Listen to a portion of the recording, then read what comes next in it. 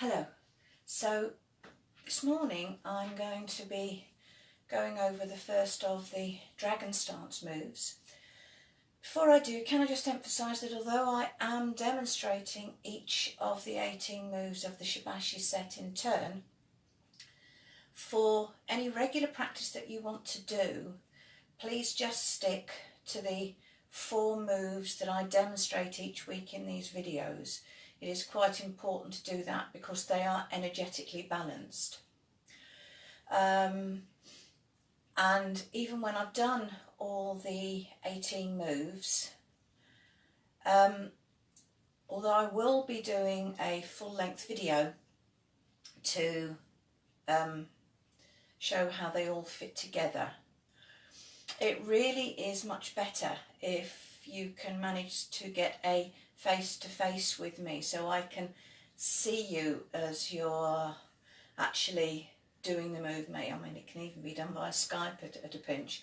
But if the Shibashi is something that you feel you would like to use as part of your daily practice, I really would recommend that you get for at least one face-to-face session with me, or there are other teachers of Shibashi qigong all around the country. Okay, so the first of the dragon stance moves is called scooping the waves and gazing at the distant horizon. I love the names that these moves have, and you will find that if you look into it, they're actually different names, but don't worry about that too much at the moment. So first of all, you need to get yourself into your good dragon stance, which is feet still a hip width apart, one foot ahead of the other by a gentle step, with at minimum the heel of your front foot level with the toe of the back, and ideally a little bit of a gap between them. And then making sure that you've still got all the other posture things correct, so straight back, straight neck, crown of head pointing up at ceiling, and core abdominal muscles engaged. Now, sometimes the moves in qigong can look really dramatic, and I know that there's a temptation to think that the more dramatically and the larger you make the move, the greater the benefit that you get. That actually isn't true. You get maximum benefit from these moves when you are doing them in the best possible way for you, coordinating with breath and body and being mindful of what your body wants to do.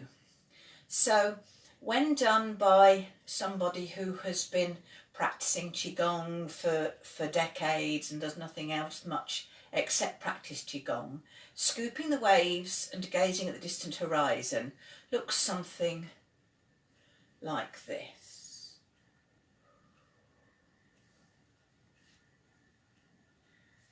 However, as long as you're doing it correctly, and I will talk you through how to do it correctly, you don't have to get your arms all the way up there, because even doing that, I can feel I'm hunching my shoulders, and you don't want to hunch your shoulders. Plus, I haven't got anywhere near enough breath to be able to do that in one gentle, easy breath. So the mantra for this one is small is beautiful. So what's actually happening with your arms is you get your arms out in front of you. Try to make sure that there's some gap in your armpit so that you're not squeezing your arms too tight to the shoulder. Try and get your arms long and loose and light, with the palms slightly up. So as you take your weight forward and as you breathe out, your hands naturally dip in to the water, or this imaginary water that's in front of you. So then on the in-breath, you take your weight back onto the back leg, and the in-breath naturally causes your arms to rise so that your hands rise up with the palms up. Then what you need to do is get your hands, turn your hands so that they're facing down. And all you do to do that is actually spiral your arms at the shoulder and slightly go out to one side so they're up here. You spiral them at the shoulder, take them down, round and down, so that both hands make a circle. But as I've already said, if you've got the breath and the body and the flexibility to make a nice big circle like that, great, well done. As long as you're sticking to all the core principles of not hunching your shoulders, trying to keep your core muscles engaged, trying to make sure that everything is being driven by the breath. If sticking to all those principles, all that happens for you is you go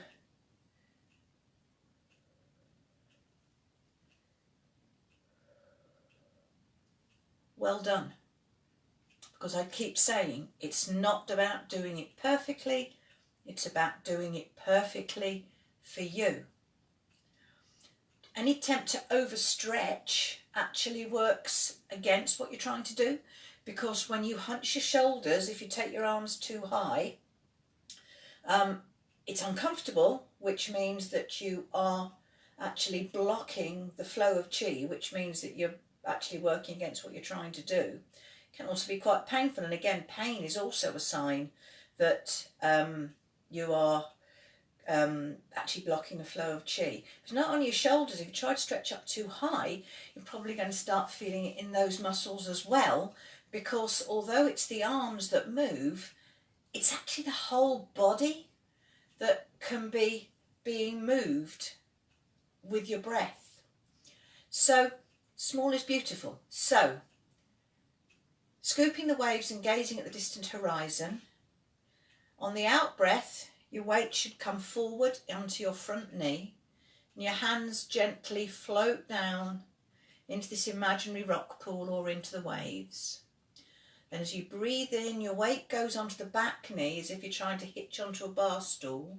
Your hands rise, and then when your breath changes, so on the out breath, you just turn your hands over from the shoulders and let them spiral down gently as you take your weight forward again.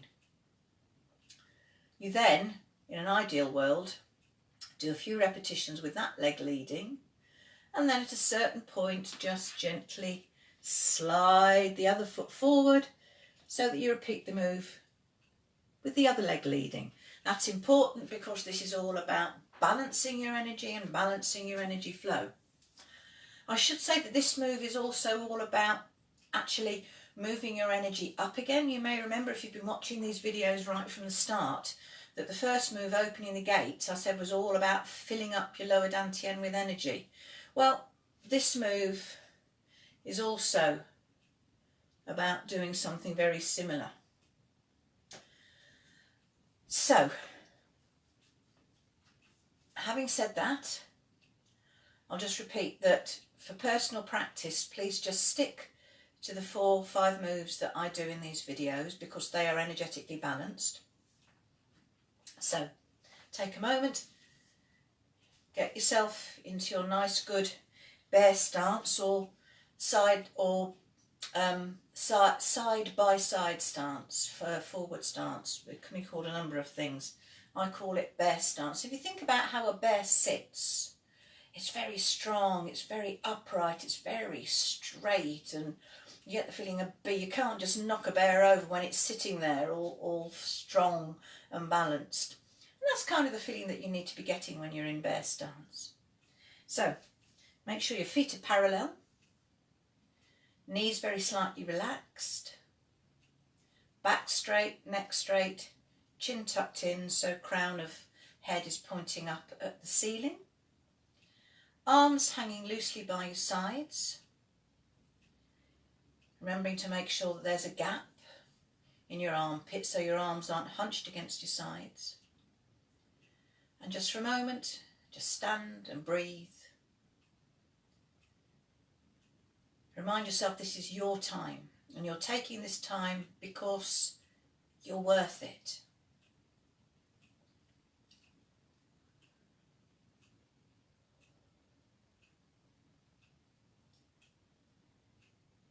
Make sure that your weight is evenly distributed across both feet. Then I'd like you to imagine that you're a tree.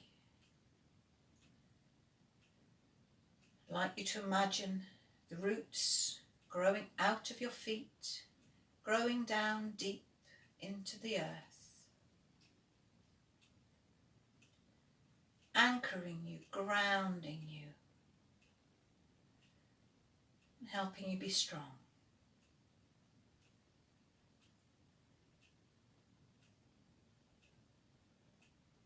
And then gently make sure that your hands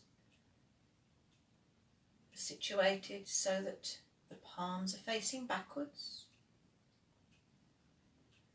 And just gently, with your in-breath, just allow your hands to slightly come forward, which means they also rise up. And as you breathe out, just let them sink back down. And you move your arms as far as you can manage in one gentle, easy breath.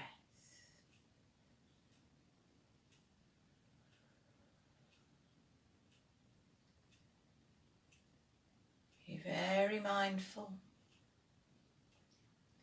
what your body wants to do, what your shoulders want to do.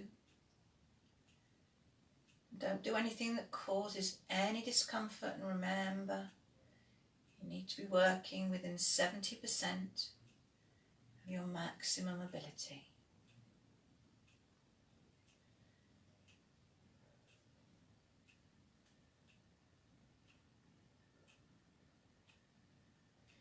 We'll do this move twice more.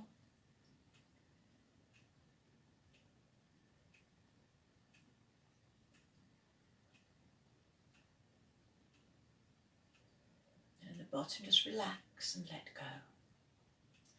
Then with your arms still in the same starting position, we'll go on to move 2.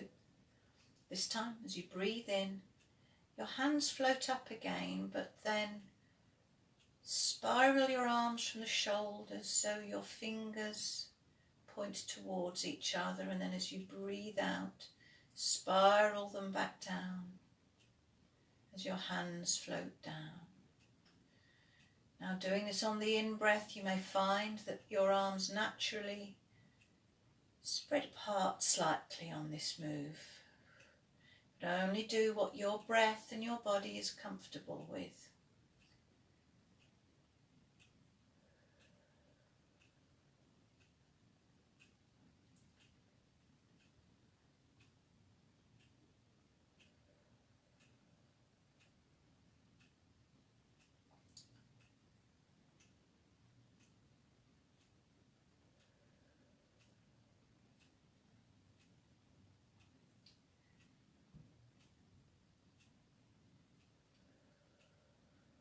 And we'll do this move twice more, breathing in. Your arms float up, and then just spiral your shoulders gently. And as you breathe out, just reverse that movement. And then do this move once more.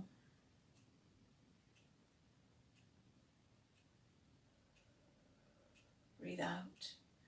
Let your hands gently float down. And with your next in-breath, bring your hands a little bit higher up. And can you imagine that you're holding a ball in between your hands?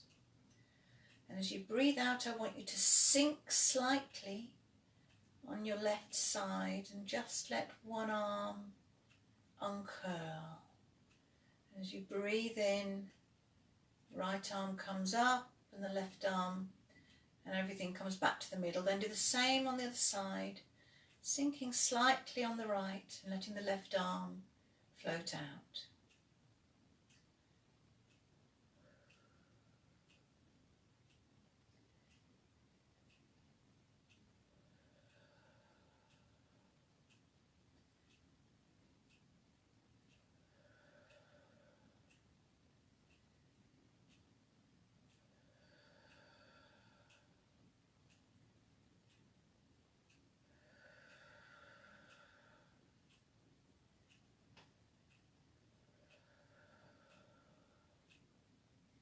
We'll do one more move on each side.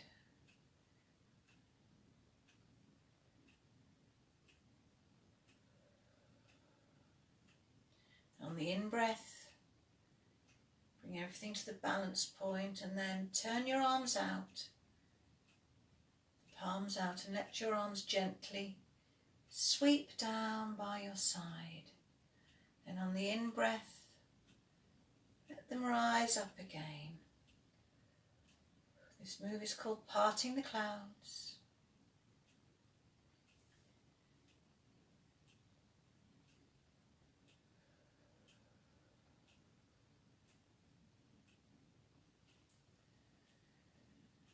Again, small moves are just as good as big ones.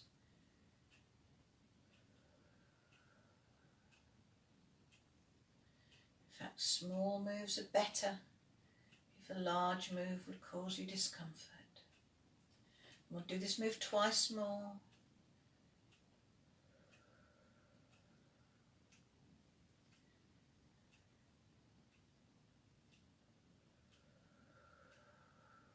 And bring your hands into position in front of your abdomen. As you breathe in, I want you to imagine you're feeling around a small ball, and as you breathe out, imagine you push that ball underwater.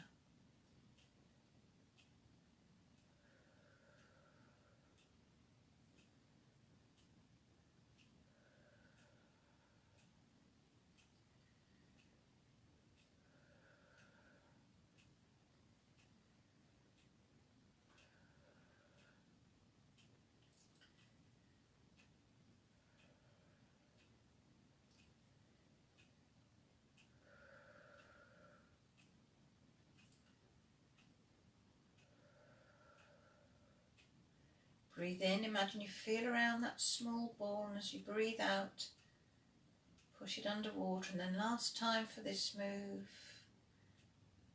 this time as you breathe out, let your hands come to rest in front of your abdomen. Just for a moment, stand and just let everything settle.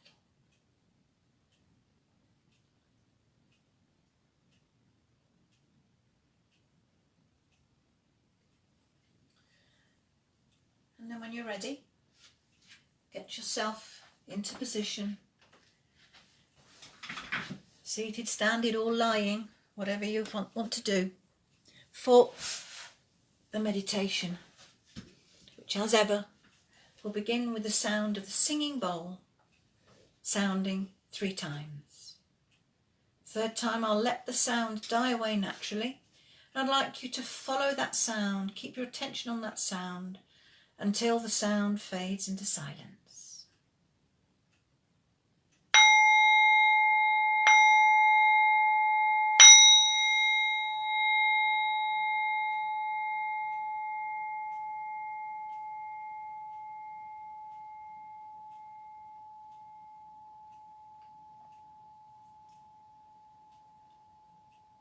As the sound of the bowl fades away, can you be aware of any sounds that are reaching your ears?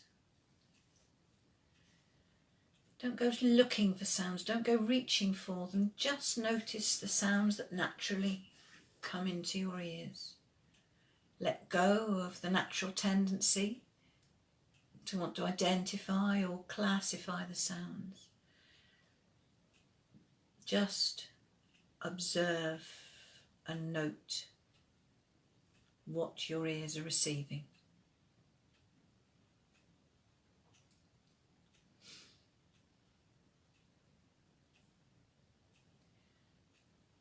And then I'd like you to let your awareness of sound, apart from my voice, to fade into the background.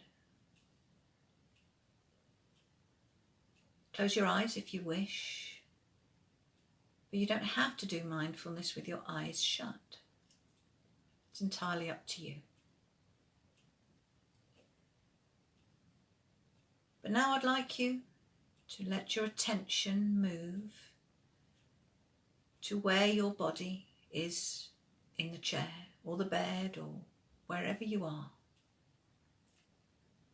I want you to really be aware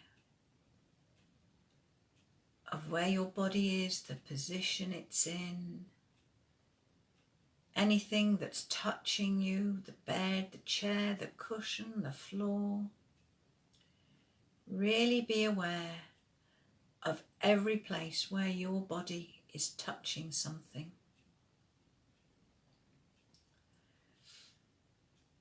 Maybe there are different textures. Maybe there are parts of your body that aren't touching anything at all. Be aware of that as well. Then I'd like you to let your awareness move still further in so that you move your attention to your breath. Just keep your awareness on the simple act of breathing in and breathing out.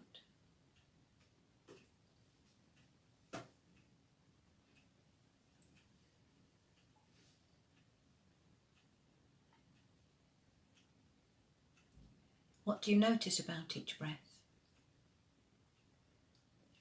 Is every breath the same as the one before?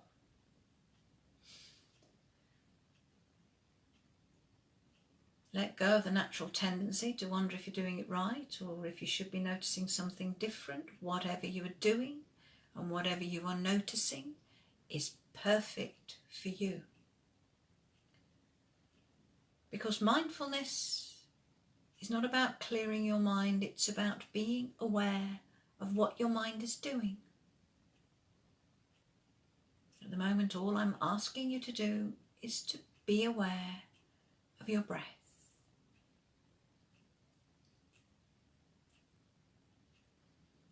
Trouble is, keeping your mind on your breath isn't exactly a natural thing to do. Chances are that your mind is going to want to wander away to something it considers more important.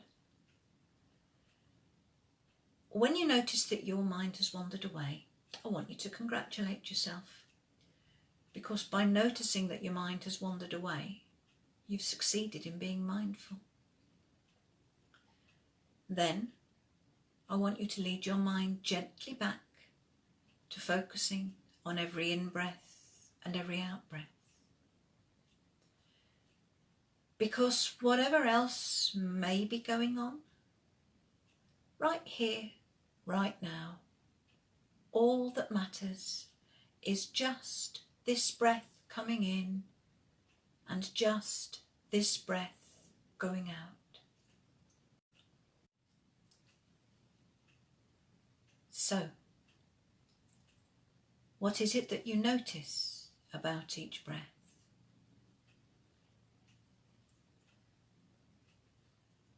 Maybe you're aware of air moving in and out of your nose.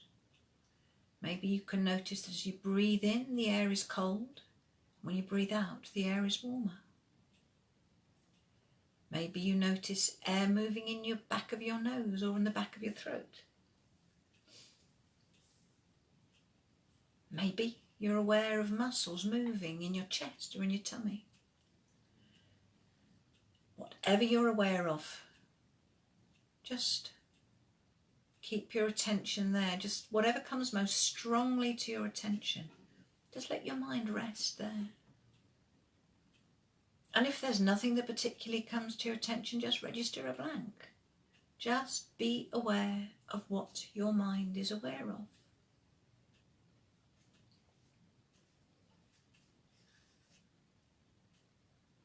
But the chances are that you are aware of some sort of movement, because there is a lot of movement associated with your breathing. But now, can you become aware of that moment of stillness that happens in between each breath? When your in-breath becomes an out-breath, and then again when your out-breath becomes an in-breath, just for a moment, everything is still.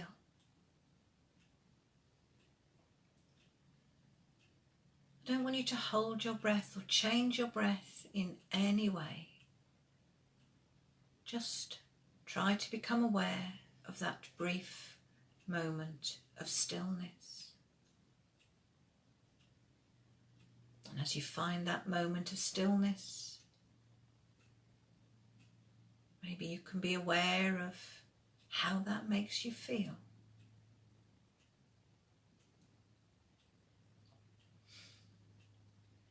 Stillness is something that can be very hard to find, especially if you have a busy life. But a car that's just kept driving and never stopped and isn't stopped so it can refill with petrol and isn't stopped so it can be maintained, that car will break down. Same thing's going to happen to you if you just keep going and never take a time to be still.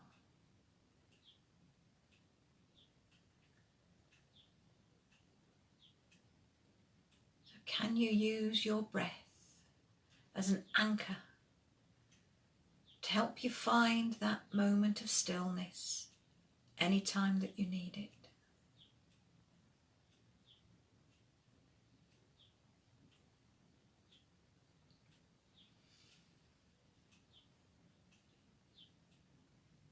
Use your breath to anchor you into that moment of stillness.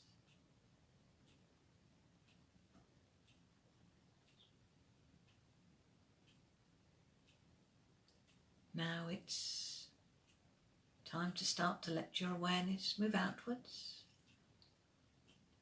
So can you once again become aware of where your body is, where your body is touching the bed or the chair or the floor.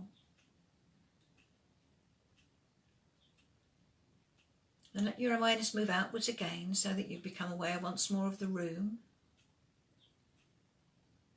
And then become aware of sounds both inside and outside the room that are coming to your ears. Then I'd like you to listen once more for the sound of the singing bowl as it sounds 3 times. If your eyes are shut, keep your eyes shut until the bowl has sounded for the 3rd time.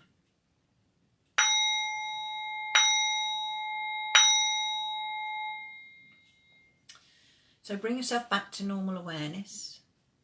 But as you do, keep in the front of your mind the thought that you can find that calmness and stillness anytime you need to, simply by focusing your awareness on your breath.